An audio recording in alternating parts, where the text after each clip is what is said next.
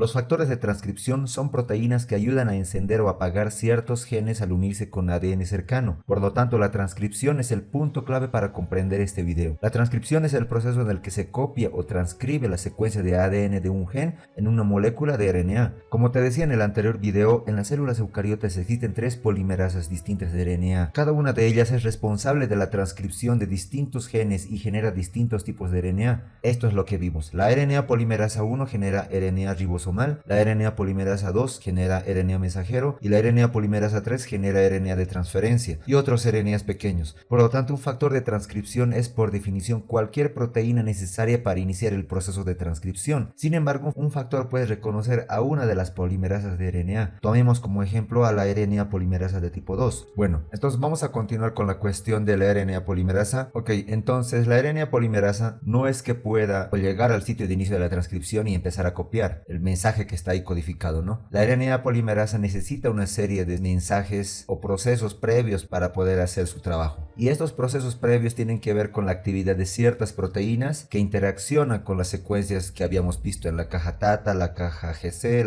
etcétera, etcétera, ¿no? Resulta que esas cajas o esas secuencias de nucleótidos en el DNA o en las regiones promotoras de DNA son blancos de interacción para ciertas proteínas, ¿no? Aquí podemos ver en esta imagen, esta figura en color verde, tiene una cosa que se llama TBP y otra cosa que se llama TF2D, ¿no? Bueno, TBP proviene de las siglas en inglés del Tata Binding Protein o proteína de unión a Tata, ¿no? Por eso se llama TBP. Y ese TBP tiene ciertas características en su estructura que reconoce la secuencia TATA de la caja Tata, ¿no? Por eso interaccionan con ella y por eso aquí aparece que están pues muy cerca una de la otra, ¿no? Y TF2D es uno de los factores que son necesarios en la maquinaria basal de la transcripción para poder reclutar a la polimerasa, ¿no? Hay TF2D, TF2D, TF2H, hay un montón de TF que usted puede encontrar en una lista grande en PubMed, pero la idea general es que estos TFs empiezan a interaccionar unos con otros y esto hace que se recluten otras series de TFs que eventualmente pueden reclutar a la RNA polimerasa, ¿no? Ustedes pueden ver aquí. Una vez que se ha formado todo este grupo de TFs y el TBP que se une a la caja TATA, toda esa interacción, todo ese complejo de proteínas hace que la polimerasa entonces ahora sí se pueda reclutar a ese sitio y pueda llevar a cabo su función de polimerar, ¿no? Aquí pueden ver que ya empezó a polimerizar porque ya empezó a sacar el RNA mensajero que está aquí en color azul, ¿no? Y la polimerasa tiene una colita que ustedes pueden ver aquí, parece una cola de ratón. Esa cola se llama dominio carboxilo terminal, ¿no? Por eso se llama CTD, Carboxy Terminal Domain. Ese dominio carboxilo terminal es sujeto de ciertas modificaciones, ¿no? Y esas modificaciones se llaman fosforilación.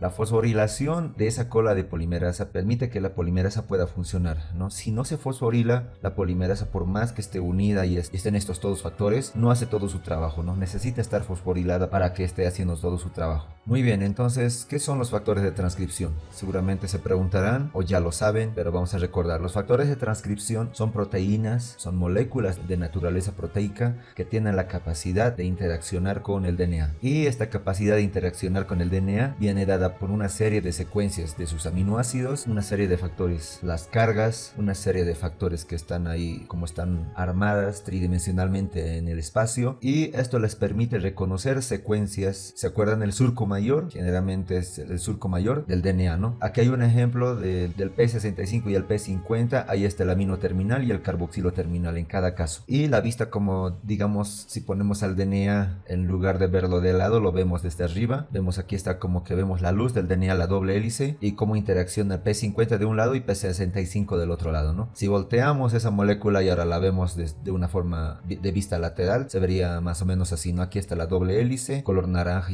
y en color rojo, P50 y P65 interaccionando con el DNA, ¿no? Bueno, esa interacción de DNA permite que entonces ocurran un montón de procesos, ¿no? Hablábamos del reclutamiento de TFs, etcétera. Y bueno, muchas de estas cosas que les estoy comentando son el resultado del trabajo de mucha gente, especialmente del señor Robert Tijan, que es uno de los investigadores que ha aportado mucho más conocimiento al proceso de la regulación de la expresión de los genes. El doctor Tijan trabaja en una universidad de California, en Berkeley, y si tienen oportunidad, pues quiero invitarlos a que vean su página. Tiene unos artículos muy interesantes sobre cómo se expresan los genes y los modelos que él propone, ¿no? Son revolucionarios cada vez que publica algo. Tiene unas técnicas súper sofisticadas para ver cómo interaccionan los factores de transcripción y las regiones regiones enhancer, las regiones promotoras basales, distales, etcétera, ¿no? Y tiene una serie de datos súper interesantes, ¿no? Entonces, Robert E. Young es uno de los pioneros en este tema de la regulación de la expresión de los genes. Entonces, estos son algunos de los modelos de algunos de sus artículos en los que él propone que el DNA se puede formar una serie de loops, como lo que vemos aquí, o regiones que interaccionan con una serie de proteínas que se llaman mediadoras, ¿no? Los mediadores son un complejo grande de proteínas que reclutan a otras proteínas que ya están unidas a DNA. Entonces, eso hace que el DNA tome estas conformaciones de loops, ¿no? Y estos loops permiten que la polimerasa pueda transcribir en cuestión. Entonces, así de complicado puede ser, ¿no?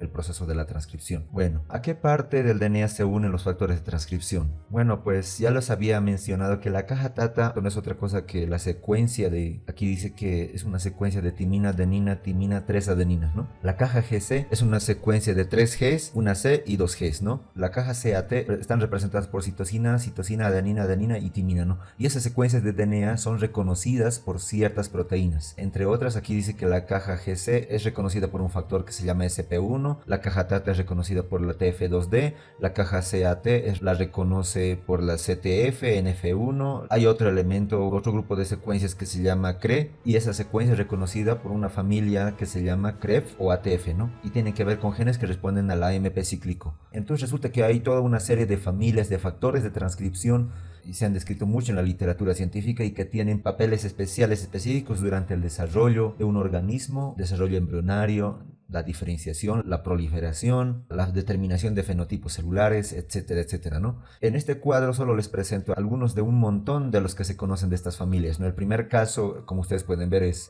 los factores de transcripción de tipo homeodominios, como Hox, Poe, Limpax, etcétera, ¿no? Que tiene que ver con especificación neural, desarrollo de la cabeza, desarrollo de la pituitaria, formación del eje embrionario, etcétera, ¿no? Un montón de cosas. La familia BHLH, que se llama hélice vuelta hélice básico, que tiene como representantes a la Maya of D, MIDF, que tiene que ver con especificación nerviosa y muscular, determinación del sexo en las moscas, la pigmentación. Otros como los cierres de leucina básicos, que tiene que ver con la diferenciación hepática, la especificación del fenotipo de células adiposas, en fin, ¿no? Hay un montón de factores. Aquí hay algunos ejemplos de cómo interaccionan estos factores de transcripción con el DNA, ¿no? El caso del panel A, vean ustedes que hay una proteína que se llama cierre de leucinas, porque justamente recuerdan como si fuera un cierre, ¿no? Hay una leucina, luego hay otra leucina, como que conformando un zigzag, entonces parecería que da la impresión de que es un cierre, por eso se llama cierre de leucinas. Y estos cierres de leucinas son proteínas, factores de transcripción que interaccionan con DNA. Vean las múltiples uniones al DNA, ¿no? Están representadas por estos asteriscos en color rosa, ¿no? En el panel B hay otro tipo de factor de transcripción que tiene 2 hélices, una asa y otras 2 hélices, ¿no? Esos factores de transcripción producen otro tipo de respuesta o activan otro tipo de genes, ¿no? Aquí abajo en el panel C hay otro tipo de factor de transcripción que se llama dedos de zinc, que tiene un átomo de zinc en el medio. Ese punto amarillo es un átomo de zinc que ve, ¿no? Que está coordinado por una serie de aminoácidos que lo mantienen ahí firme, ¿no? Esos dedos de zinc también son comunes encontrarlos en varios procesos de desarrollo o del ciclo celular. En el panel D también hay otro tipo de factor de transcripción y así sucesivamente. Y aquí les traje una serie de imágenes que tienen que ver con factores de transcripción o algunos tipos de los que se conocen, ¿no? Aquí hay un homeodominio, BHLH, aquí hay un BCIF. Si ustedes buscan en la literatura van a encontrar que existen un montón de factores de transcripción que se encargan de regular la expresión de los genes, ¿no? Entonces cada uno de estos factores de transcripción, piensen ustedes que existe en la célula, es una proteína, la célula produce esos factores de transcripción y las produce o los activa en respuesta a una señal que la célula recibe del exterior, ¿no? Entonces si llega una hormona y se une a un receptor de la membrana, la célula eventualmente se da cuenta de esa señal hormonal y activa una serie de factores de transcripción para transcribir genes y responder a esa señal hormonal, ¿no? Puede ser que sea bueno, puede ser que no sea bueno, eso es otra historia, pero al final todos estos factores de transcripción responden a señales que la célula está sensando del exterior, ¿no? Entonces existen varios mecanismos para activar estos factores de transcripción. Se sabe que los factores de transcripción están asociados a inhibidores, pueden estar bloqueados limitados en su entrada al núcleo, porque claro, tienen que entrar al núcleo, al de la célula, para poder interaccionar con el DNA, ¿no? No es que todo el tiempo están dentro del núcleo, sino que están en el citoplasma o pueden estar en el citoplasma y pueden estar unidos a algo que le impide su entrada al núcleo, ¿no? Cuando la célula recibe una señal, ese bloqueo se va, entonces el factor puede ingresar al núcleo, ¿no? Pueden estar inhibidos, pueden estar fosforilados, esto sin un receptor. Hay algunos factores de transcripción como los receptores ácidos retinoicos que una vez que se les une su ligando se activan y esa activación hace que se transloquen al núcleo, ¿no? Y ahora se vuelven activos. O en este ejemplo vean hasta abajo que parece una estrella que no tiene una señal de fosforilación y después es fosforilado, se vuelve activo y entonces una vez activo puede llevar a cabo sus funciones. Entonces hay un montón de formas que se pueden activar los factores de transcripción. Si ustedes están interesados en leer más o buscar más factores de transcripción y las zonas de DNA que se unen, pues hay un montón de fuentes de información en la red. Aquí yo solamente les puse un par, JASPAR, que es una base de datos muy interesante sobre secuencias en las que reconoce factores de transcripción. Transfac es otra de ellas, también son páginas muy interesantes, ¿no? Bueno, ahora, ¿cómo se sabe la secuencia a la que se unen los factores de transcripción? Bueno, resulta que mucha gente ya se ha puesto a hacer experimentos para ver si yo tengo un factor de transcripción que es un cierre de leucinas y quiero ver a qué de secuencia de DNA se une, ¿no? Si yo cambio las bases de posición, ¿se siguen uniendo o no se unen? O si tengo genes de diferentes especies que responden a ese factor de transcripción, ¿todos tienen la misma secuencia o no? Bueno, en ese sentido se sabe que diferentes secuencias de DNA, aquí pueden ver en esta imagen en azul, una serie de secuencias que representan a la caja TATA, del lado que estoy señalando, dice TAT, AT en el primer caso, ¿no? Vean cómo en la primera posición del primer nucleótido existen puras timinas, excepto en este, y aquí hay una T, y hay una G y dos timinas, ¿no? Entonces a partir de ese tipo de información pueden ir armando una tabla de frecuencias, ¿no? De posición. Por ejemplo, estas tablas de posición, estas tablas de frecuencias de posición, las puede uno representar de esta manera, ¿no? Decir, bueno, en la adenina, en la posición número 1, quién está o quién no está, ¿no? Entonces vean ustedes aquí dice, la timina está 82 veces presentes en esa posición. La adenina está 97 veces en esa posición, número 2, ¿no? La timina que sigue está 93 veces presentes y así sucesivamente, ¿no? Entonces uno a partir de esa información o de esas frecuencias de posición pueden crear algo que se conoce como secuencias consenso. Y una secuencia consenso no es otra cosa que más que decir, bueno, TAT o TAA es una secuencia consenso, ¿no? Si ustedes buscan en su gen de interés la caja TATA, puede ser la probabilidad de que encuentren una T en la primera posición de esa caja es de 82%, ¿no? Y después la probabilidad de que encuentren una A es del 97%. Entonces lo que hacen es secuenciar un montón de genomas y comparar, bueno, en esta posición hay esta y esta y esta, hay este nucleótido y este otro. Entonces es así como se generan las secuencias de consenso al que reconocen los factores de transcripción, ¿no? Y a partir de esas secuencias consenso se pueden generar estas imágenes, ¿no? Que también son muy comunes y las van a ver en muchos artículos, que se llaman lodos, ¿no? Estos lodos son el resultado de una matriz de secuencia, ¿no? Fíjense como en esta matriz de secuencia, posición, o en este nodo, dice que en la primera posición la mayoría de las veces van a encontrar una citosina, pero ocasionalmente pueden encontrar una adenina, ¿no? En la segunda posición, 95% probable que encuentren una adenina, pero puede ser que por ahí a lo mejor encuentren una guanina, que es este amarillo que se ve aquí, ¿no? Después en la tercera y cuarta, quinta posición, ahí no hay vuelta de hoja, siempre va a haber una C, una G, una T y una G, ¿no? No hay más.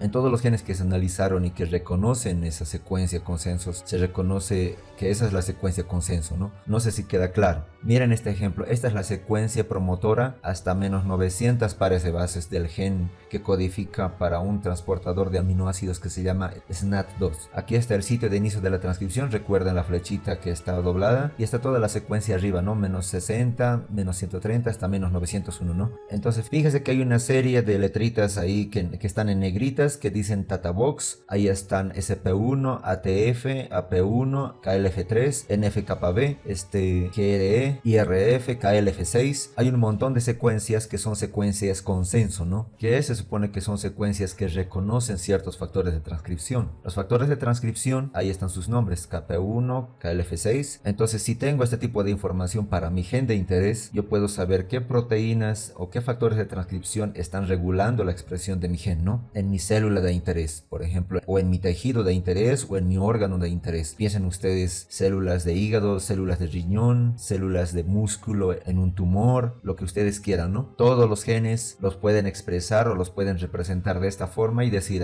yo encontré que mi gen es regulado por toda esta serie de proteínas, ¿no? Ok, entonces la idea de todo esto es que las células pueden expresar genes de acuerdo al fenotipo particular que adopten, ¿no? Piensen ustedes en una célula que está encargada de producir neurotransmisores, ¿no? O una célula que está encargada de producir hormonas, ¿no? La hormona T3 o la hormona T4, etcétera, etcétera. En este ejemplo, lo que quiero demostrarles es el caso de una serie de factores de transcripción que participan en la regulación de la expresión de muchos genes, ¿no? De todos los genes posibles. Entonces, esto es maquinaria basal que casi siempre van a encontrar en todos los genes que se están expresando, ¿no? Por el contrario, cuando ustedes ven genes que solo se expresan en un tejido, ahí van a encontrar una combinación diferente de factores de transcripción. Ahí están representados como TAF2, 105, GS, ACT, etcétera, ¿no? Fíjense cómo este complejo que está aquí es diferente del complejo que está acá arriba, ¿no? Y aquí tenemos otro ejemplo, un gen que tiene que ver con la replicación del DNA, ¿no? Entonces, la combinación de factores de transcripción también es diferente, ¿no? Entonces, cada una de las células que lo componen un organismo o tejido tiene una serie de factores de transcripción que le dan su fenotipo particular, ¿no? Como te habrás dado cuenta, el cuerpo humano tiene muchos factores de transcripción, también el cuerpo de un ave, un árbol o un hongo. Los factores de transcripción ayudan a garantizar que se expresen los genes correctos en las células correctas del cuerpo y en el momento justo. Por eso en nuestro próximo video hablaremos de una serie de ejemplos de cómo funcionan los factores de transcripción en animales y en una serie de experimentos en la vida real. No te pierdas nuestro próximo capítulo. Hasta la próxima.